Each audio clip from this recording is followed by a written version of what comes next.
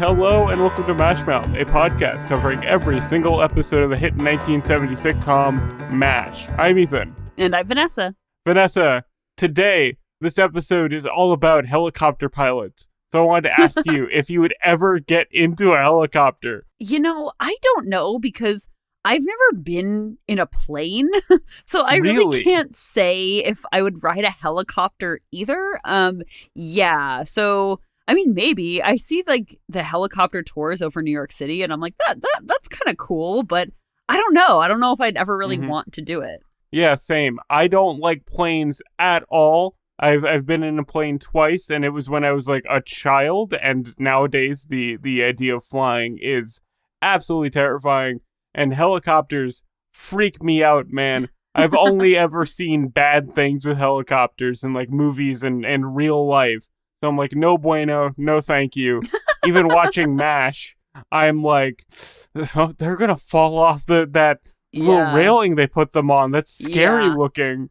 It is. It's very scary. Yeah, I think that I would never want to ride a helicopter as like, I don't know, an injured patient. Man.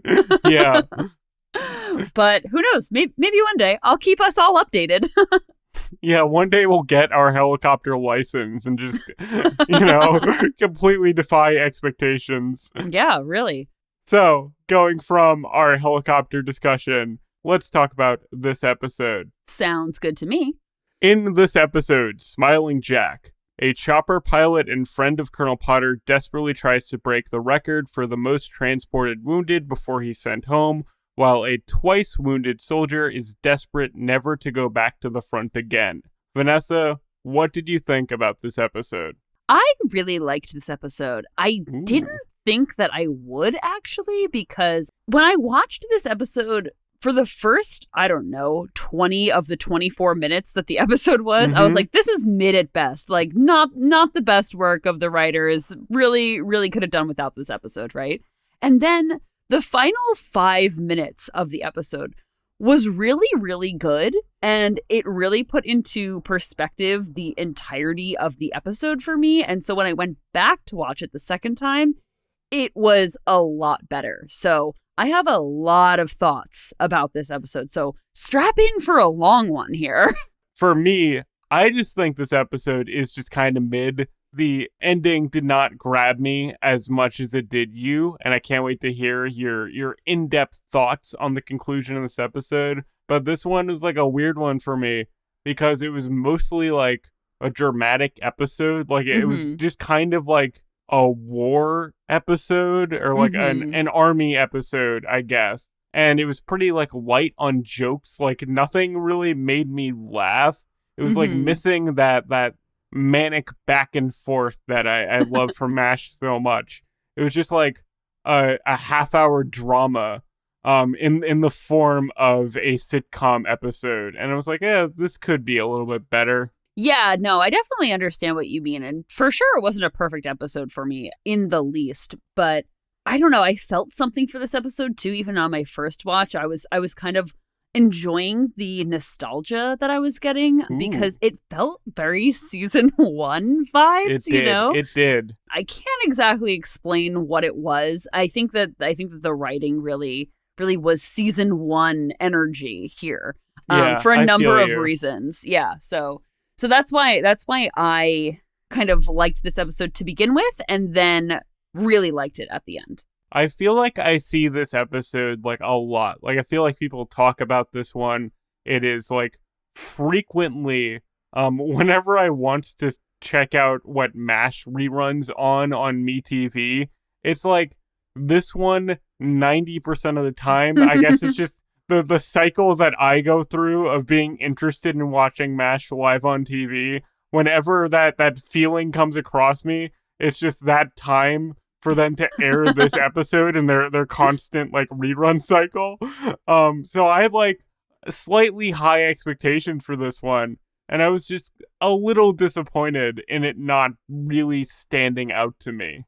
Yeah, no, I get what you're saying. So why don't we jump into the plot of the episode to discuss our grievances and our enjoyment as well. Yes, let's do that.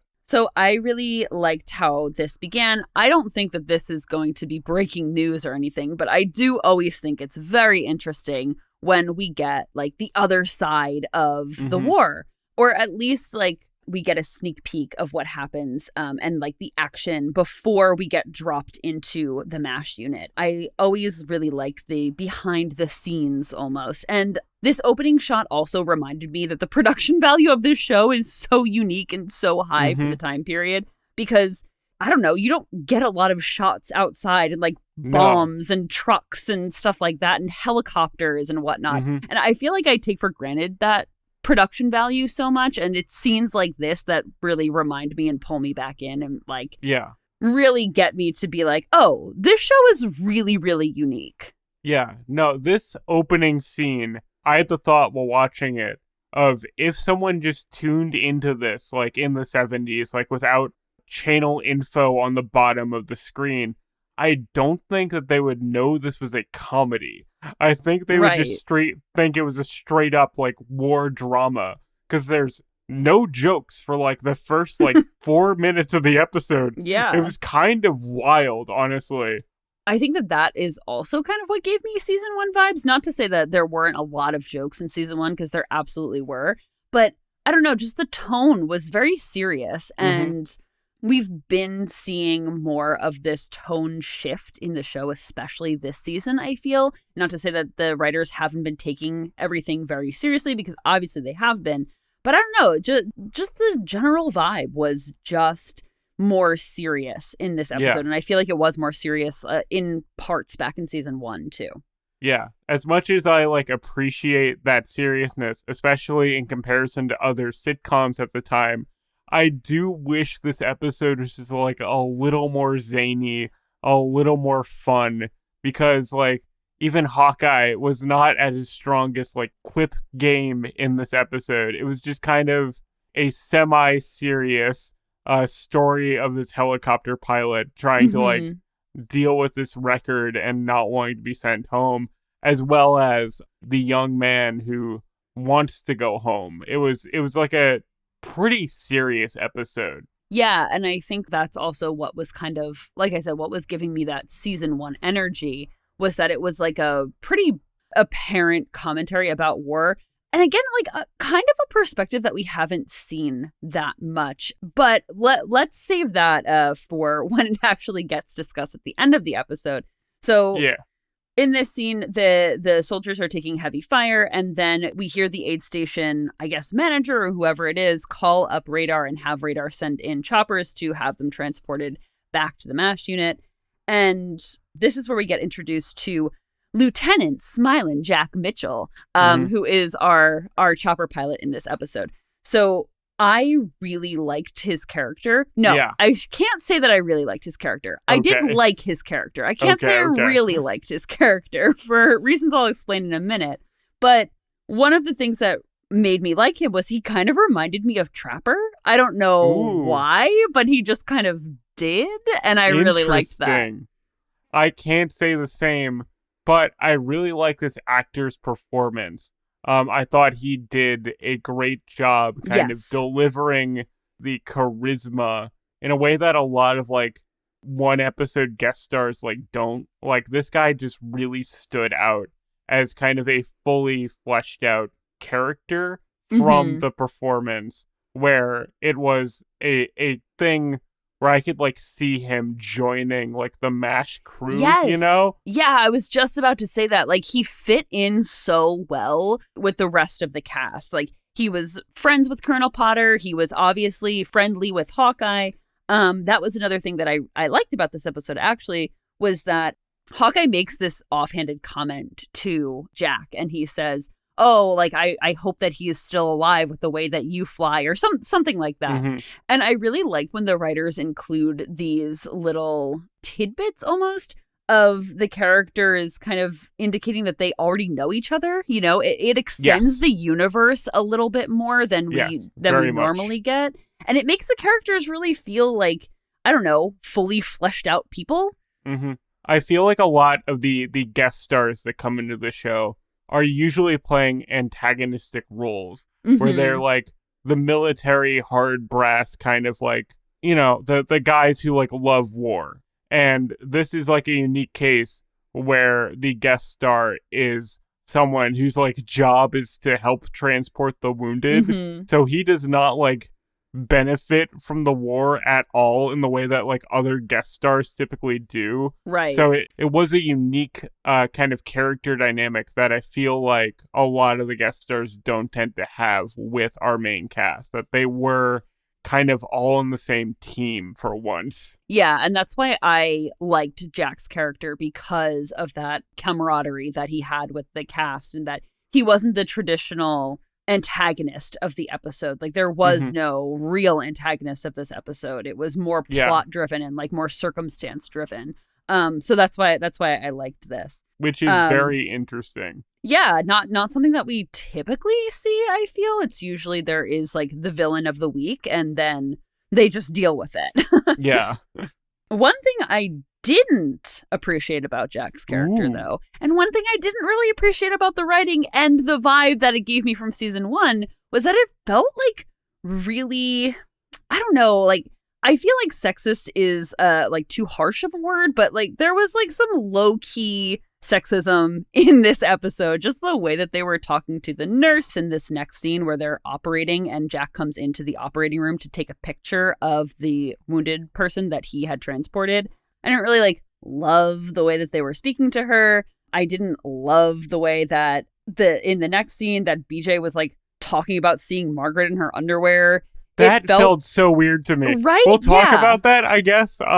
But that felt very out of character for BJ. He's not really the guy to make those kind of jokes. Yeah, like you said, very out of character, and just like season 1 vibes. That was a Trapper line all the way. Yeah, you know? that was like a retrofitted Trapper line of like, we never got Trapper to say this. Let's give it to BJ. Yeah, so I don't know. I didn't love that. That was something that kind of turned me off of the episode at that point a little bit. Yeah, with the sexism beyond the BJ line, I personally didn't really pick up on it. At least it did not read differently than like the other kind of flirting with nurses in the show. There was one line at the end of the episode where Smilin Jack says like, "Oh, well, if you really want to reward me, send me home with a nurse." And like that did kind of like catch my ear in the wrong way. But the rest of the flirting was like kind of standard like MASH flirting where it's like, I don't know about this, but it was a long time ago. It's fine. Yeah, I think anything, it was like realistic. What I'm talking about mostly is like in this OR scene, for example, like they're calling the nurse like honey and dear a lot. Oh, and yeah, sure. calling her babe and stuff like that. And I'm like, she's a trained nurse at Bellevue in New York City. Like, she's not your babe, dude. You know what I mean? Sure. So like, I really, that was just like, it struck me a lot in that scene. I was like, oh, we haven't really like seen this a lot since like season 1, season 2. Again, not that it like really took away from the episode. I think that the episode was still really well done, but it was just something that kind of struck me. Yeah. But anyway, besides the low-key sexism, this scene in the OR establishes who Jack is, what he's doing there, and what the audience kind of understands will be the plot of the rest of this episode. Yeah, because Jack wants to beat the record that is set by a guy called Dangerous Dan, which I thought was very fun. I love this rivalry between these two guys that we don't normally see. That like just added a lot of like texture to the episode. Like you're saying, it feels like a more lived in world. And he's only like 3 behind Dangerous Dan. And every time that he brings in someone, he like takes a picture of them. And like his superstition is if he takes a picture of them, they're going to live. And like that stuff I genuinely like. I like all that surrounding his character,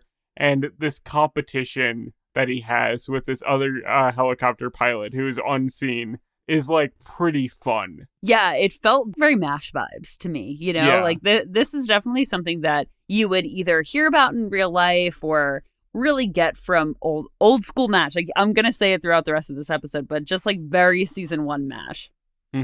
And Dangerous Dan is just a great name. It really is. So right after this scene, the next scene kind of establishes the B plot of this episode. where there is this wounded soldier and he is receiving a Purple Heart. And I think it's established in this scene also that this is his second Purple Heart. And Frank kind of like wakes him up in order Frank kind of wakes him up in order to give him the Purple Heart. And BJ is sitting there like, hey, Frank, maybe let the poor man sleep. Yeah, no, this was once again, and we say this every week, but this was peak Frank, just not respecting a young man's right to sleep in a hospital is crazy to me. I love Frank so much. He's one of my favorite guys now. He's just off his rocker in the best way. I couldn't help but think, though, is Frank going to try to steal this medal? Let me tell you, I legitimately thought that could have been the plot of this episode again. I was like, there's a Purple Heart, and this man does not want to be in the army. Is he, like, Frank gonna trade him a Purple Heart for his, like, civilian freedom? Like, I thought it might go that way. I did not remember this plot line. I remembered the Smilin Jack plot line, but I didn't remember this one so much. And I really thought that it was going to continue the running gag of Frank just like being terrible and not getting a Purple Heart and just being Frank Burns about the whole thing, kind of like swiping this poor kid's Purple Heart. I mean, he clearly wasn't like in love with the idea of getting another Purple Heart. So like, to Frank's perspective, he's not going to miss it. So he can take it. It's fine. I think it also says what we already know about Frank, but says a lot about Frank, too, that he cares more about the decoration than the patient actually getting better. Because, like we said, he, like, smacked the patient in the face, basically, to get him to wake up so that he could award him this Purple Heart. And there was just, like, truly no real reason for it. Like, he could have given it to him when he woke up, but, like, it just goes to show. And I think that this goes to, like, kind of the theme of the episode, that like the awards and the glory and whatnot are seen as almost like more important than the actual person behind them. Yes. I did not write down this line, but Frank says something to that extent where he's like, yeah, people get injured and people need to sleep, but like the important thing here is that he's like actually decorated. There was like a classic Frank line, and this whole thing, like you said, very season 1 vibes. This feels like it's trying to establish Frank as the guy he is, instead of like building upon the kind of burnt out nature that he's kind of had in these recent episodes.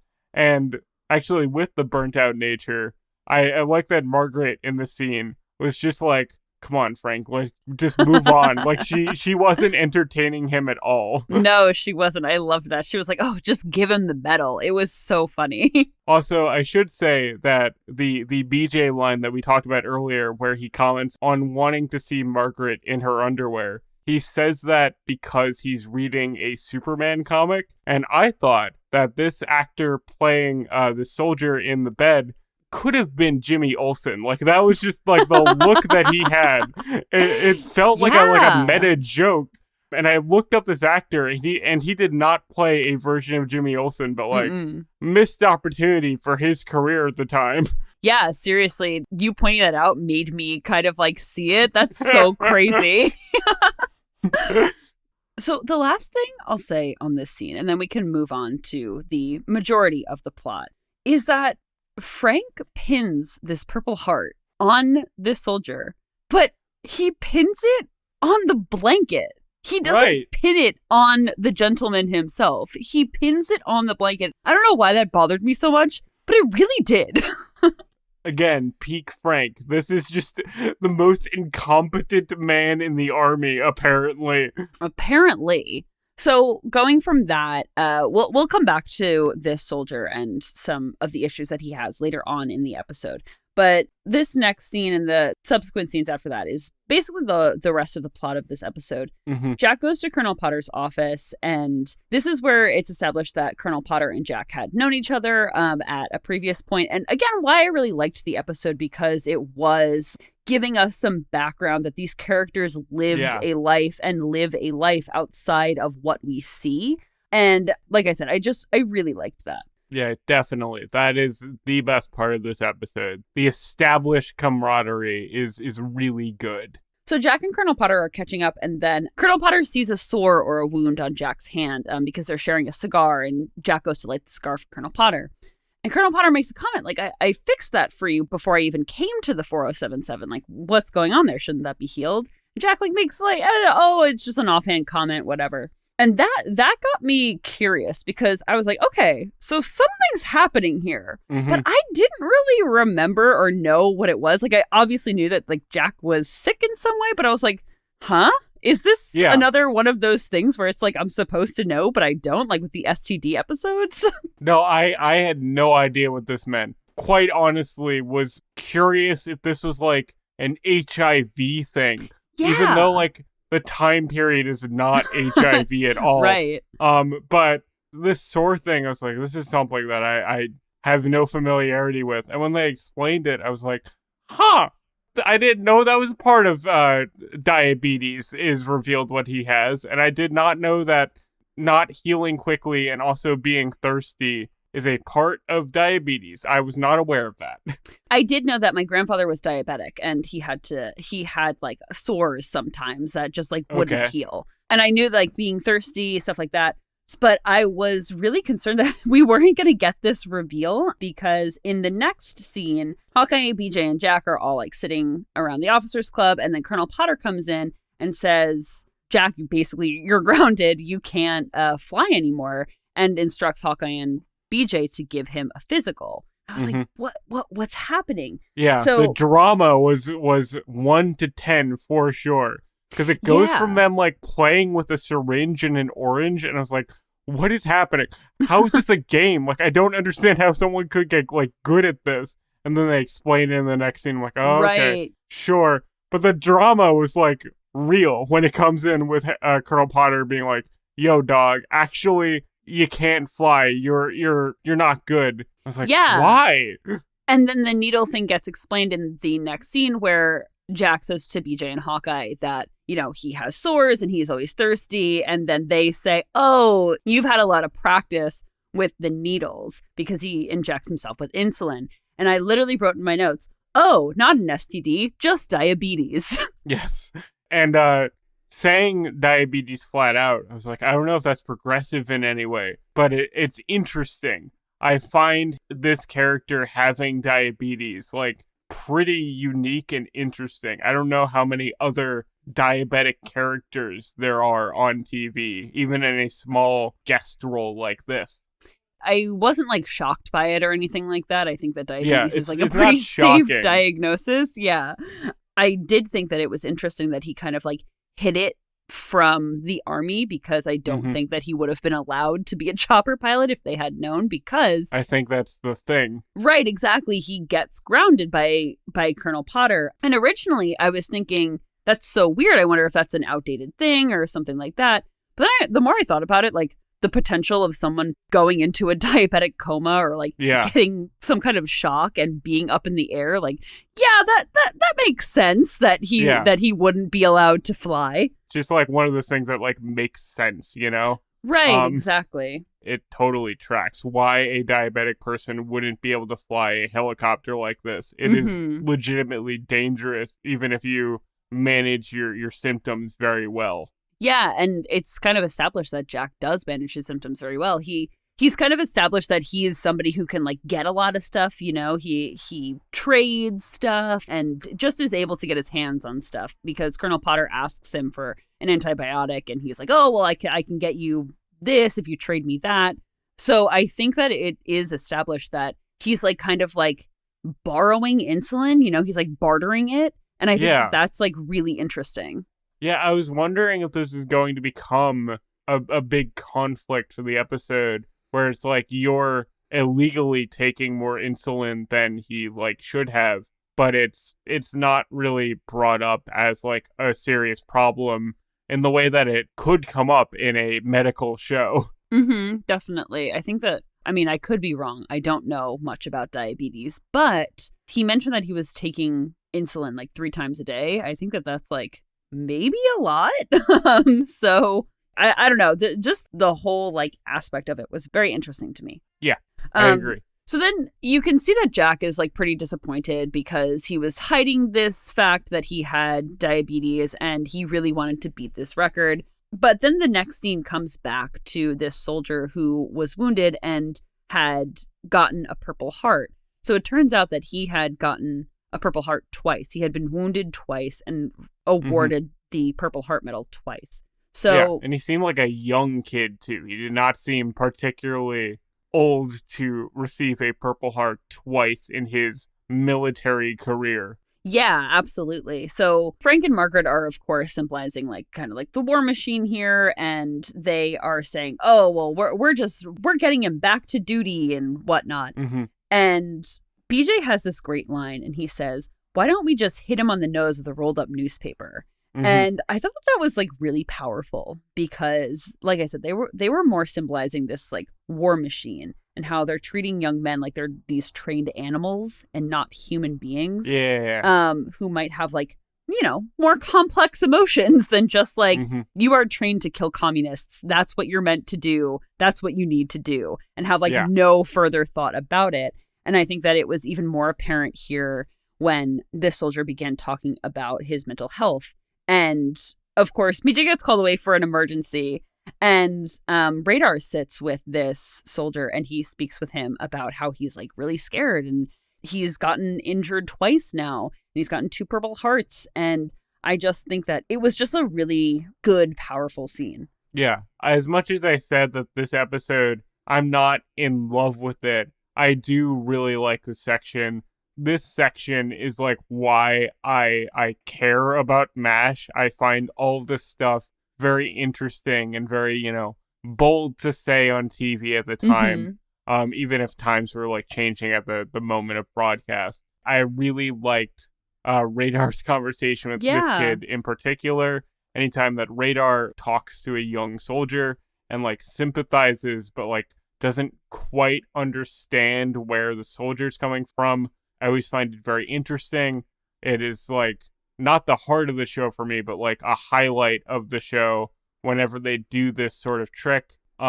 This part was really good. Yeah, and I especially loved the part where Radar kind of subs in for BJ when he gets called away, because Radar was connecting with this soldier, and the last time we saw him really start to connect with somebody who was wounded there, the soldier unfortunately passed away. So I like to think that Radar was...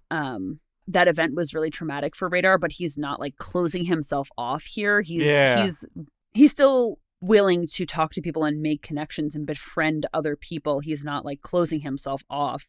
And I like to think that Radar giving this soldier his lucky 4-leaf clover was so that what happened to the other soldier that he befriended doesn't happen to this one. Ooh, you're thinking about the lore. You're thinking about the continuity. You're right. Yeah, and I just like I couldn't help but like make those parallels in my mind and like see what Radar was probably like going through when he was talking to this guy. So it just made the episode really, really cool for me. Yeah, no, the Lucky Clover thing I think is really, really cool. Honestly, I didn't think about the implications of that scene in regards to past episodes. That's a real highlight. Thank you for bringing that up. That like bumps this episode up a lot for me, actually. Yeah, of course.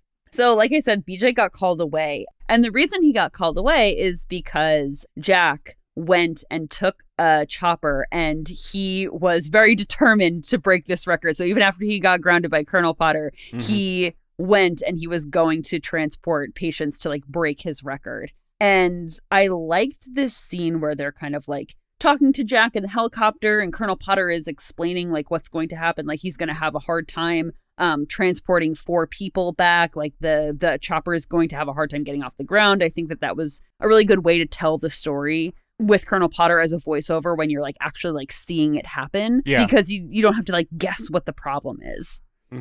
Well, you talked about the production value of MASH earlier, and let me tell you, this scene with the helicopter is the production value to me, baby. Yeah. This was crazy to watch on TV as a sitcom episode where this helicopter struggles so hard to get off the ground, and it felt so like realistic, and I was so nervous, like unreasonably nervous watching it lift off because I'm like, that's too much weight. It can't handle that weight. It's going to crash. Meanwhile, this is a half-hour sitcom episode. They're not going to show this like helicopter fall down and explode. That'd be insane. Yeah.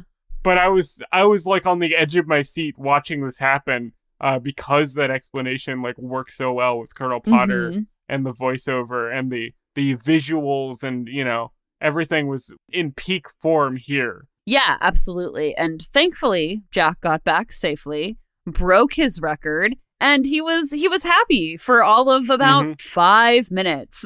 Yeah, this was the great irony, wasn't it? So that's where the episode got really good for me. So after Jack gets back, he had transported these wounded, and Hawkeye and BJ are kind of like doing triage and whatnot.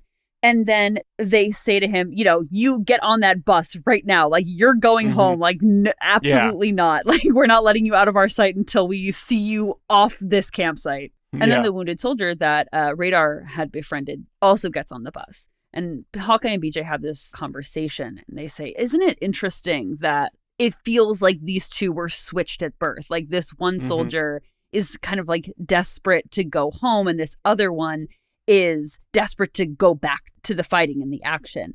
And I thought that highlighted the juxtaposition between these two stories, like that people deal with things differently. And just because one person is really raring to get back to the action and like really is thrill seeking and doesn't seem to be so affected by the war, doesn't mean that other people aren't. And I thought that was something that we have seen before and that the show has handled before, but not in this exact way. And I just thought that it was a really unique way to handle the entire thing. Yeah.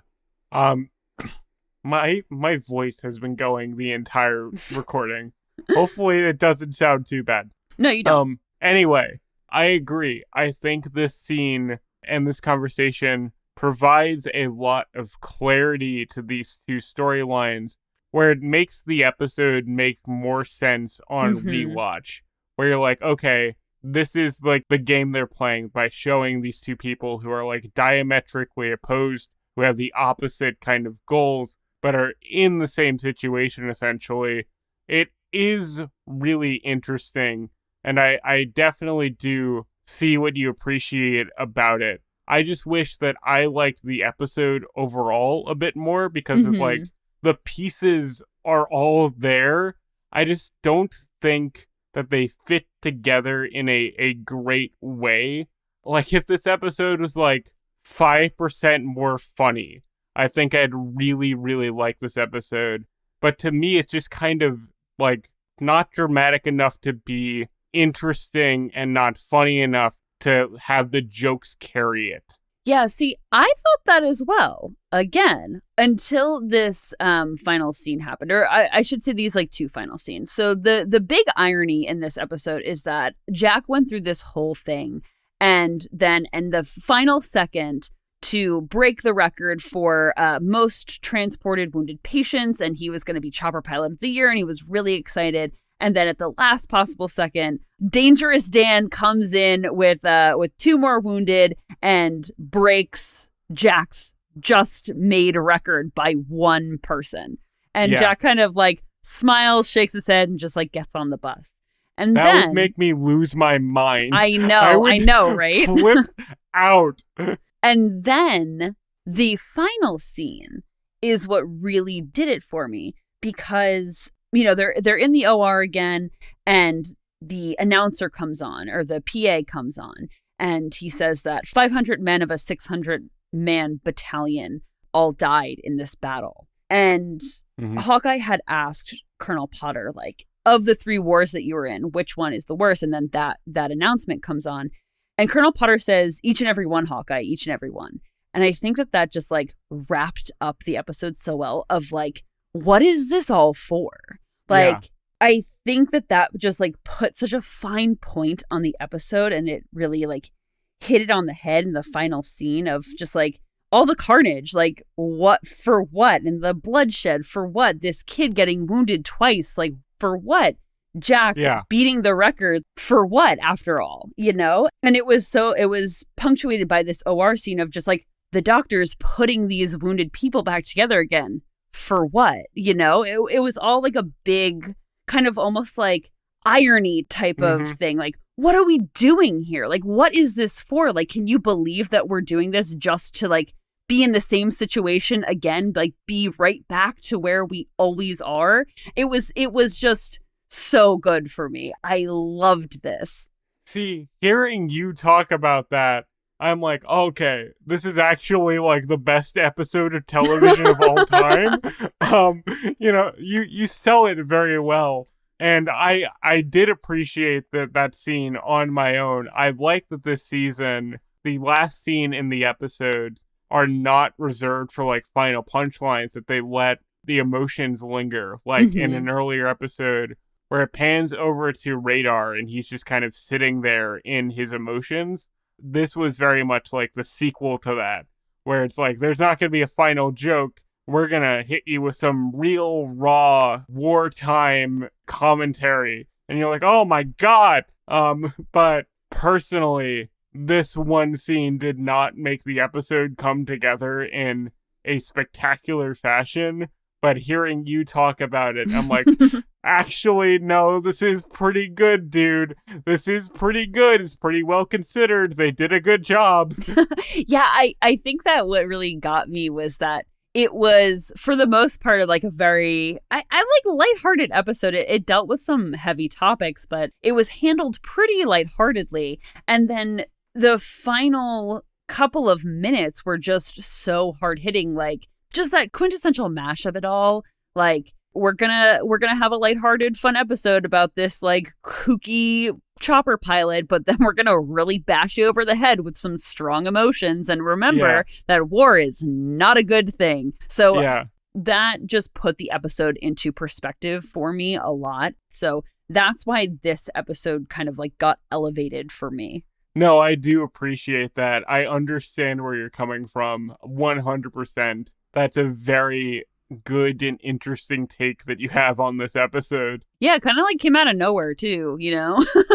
Yeah, that's also kind of the problem. Like, you can't just put this really excellent moment at the end of like a mid-episode and have me be like 5 stars. But, you know, maybe it won me over a little bit hearing you talk about it a bit more. Yeah, it's one of those episodes where I kind of like want to go back again and watch it again to like see what the writers were kind of like sprinkling in throughout. So I really liked this episode. Pretty good overall, I would have to say. I agree begrudgingly. So Ethan, I know we said this wasn't a very comedic episode, so it wasn't really line heavy, but do you have any favorite one-liners from this episode? Not really a one-liner, but I thought something that Radar said in his conversation with the young soldier was very funny. Just the way that like Radar's brain works and the comparison that he makes.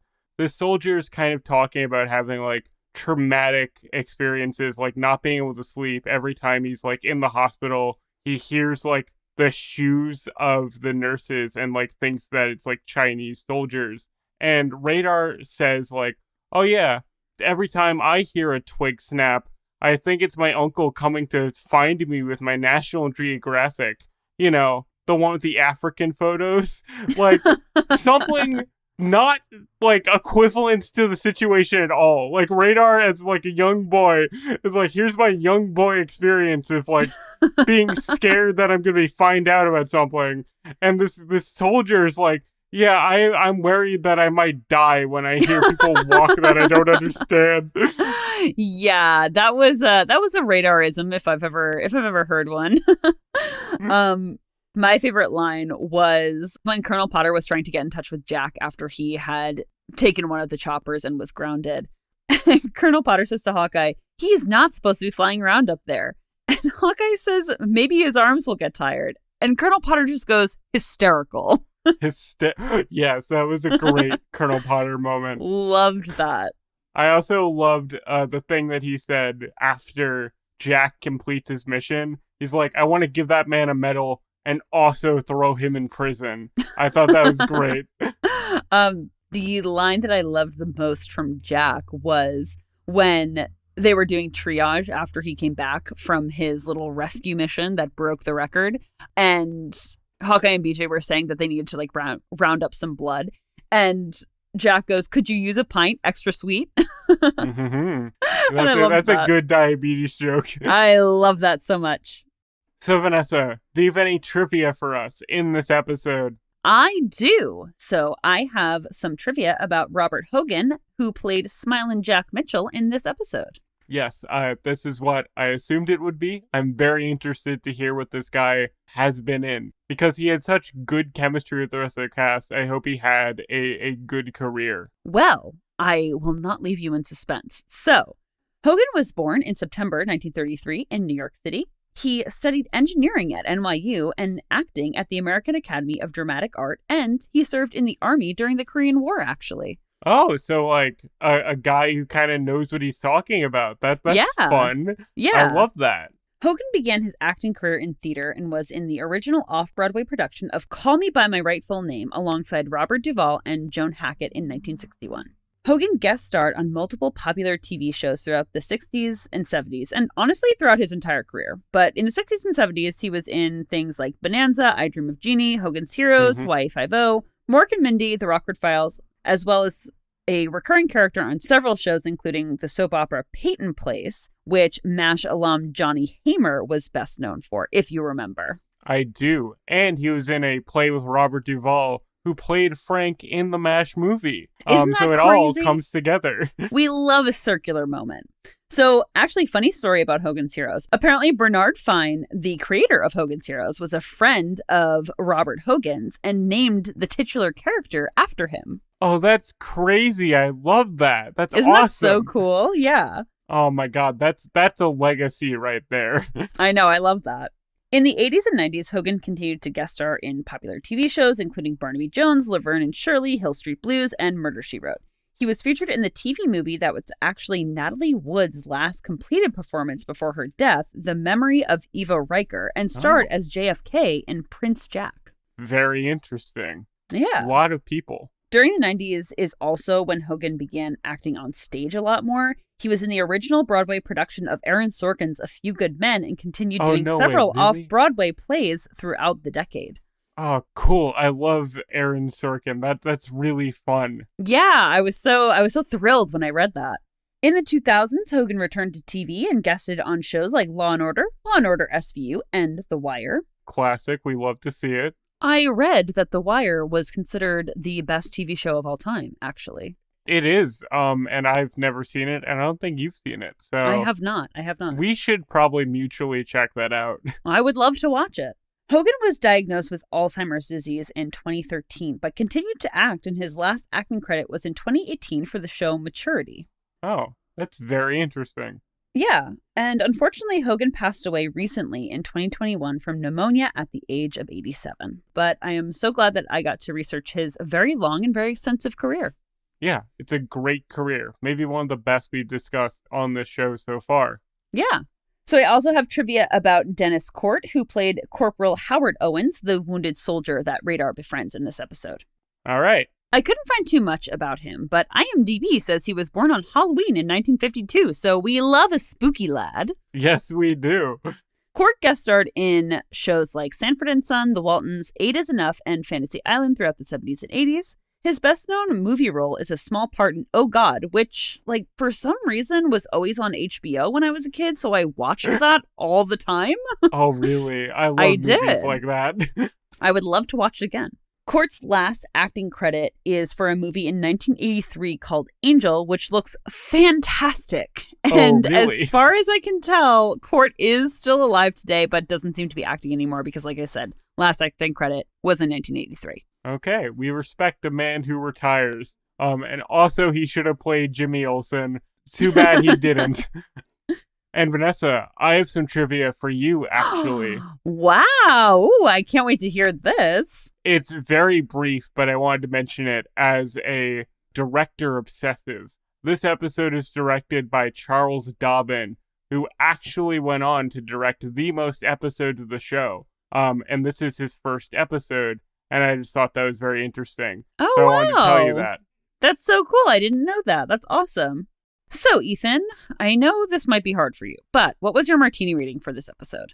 Okay, after our long discussion, I think this is a 3.5 out of 5. It definitely bumped up more and more as we talked about it, because I was not particularly impressed with this episode on first go, but you talked this episode up like a champ, and part of me is like 5 stars, but another part of me is like, I need to have integrity. I need to, so 3.5 out of 5 is where I'm going to land on this one. Okay. I definitely see that. I think that I am a little bit hotter on this one than you are, so I'm going to give this 4 out of 5 stars. Respect. No, I'm sorry. We don't do star ratings here. We do martini ratings here. Yes, I'm going to give this 4 out of 5 martinis. I am very tipsy on this episode. Great. We love to hear that. So, just wrap up with a thanks to Jacob Friabalco for being our technical consultant, Vanessa's sister, Melissa, for awesome cover art, and, of course, our listeners.